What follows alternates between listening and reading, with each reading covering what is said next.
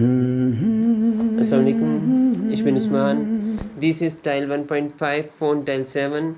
Es bezieht sich auf gute Manieren in sozialen Interaktionen. Allah sagt im Koran, wende dein Gesicht nicht hochmütig von den Menschen ab.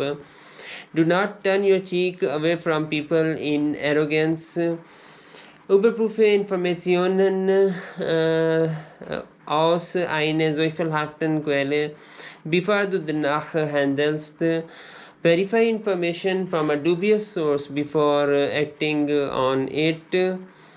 Befehl anderen nicht Gutes zu tun, während du es selbst vergisst. Do not order others to do good while forgetting it yourself.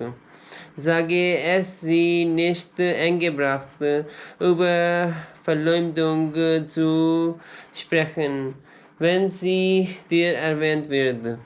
Say it is not appropriate to talk of slander when it is mentioned to you. Danke. Jazakumullah khair.